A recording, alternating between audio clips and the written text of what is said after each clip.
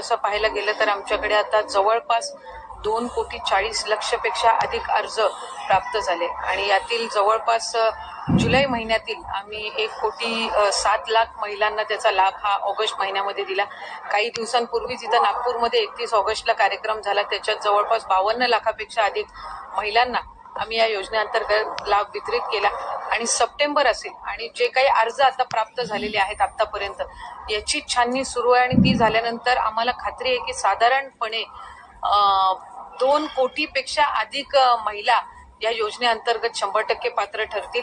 आमचा तर प्रयत्न आहे की जो अंदाज विभागाने लावलेला आहे 2.5 कोटी महिलांपर्यंत, माता भगिनींपर्यंत ही योजना पोहोचवण्याचा, यात आम्ही निश्चितपणाने सफल होऊ असं आम्हाला. सप्टेंबरमध्ये अर्ज भरलेले आहेत त्यांना सुद्धा लाभाच्या वितरणाची सुरुवात ही या महिन्यामध्ये होऊन जाईल. आमचा प्रयत्न आहे की अधिकाधिक ही योजना जी आहे ती रेग्युलराईज करण्याचा.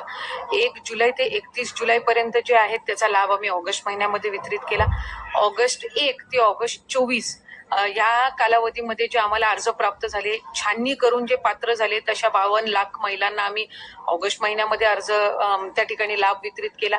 त्याच्यामुळे आमचा प्रयत्न आहे की दर महिन्याला 1500 जो हा लाभ आहे तो अधिकाधिक रेग्युलराईज पद्धतीनं व्हावा. आता सप्टेंबर महिन्याचा जो लाभ आहे तो त्या पात्र महिलांना, म्हणजे ज्या जुलैपासून ज्यांनी अर्ज भरलेले आहेत त्यांना सप्टेंबर महिन्याचा लाभ जो आहे तो लवकरच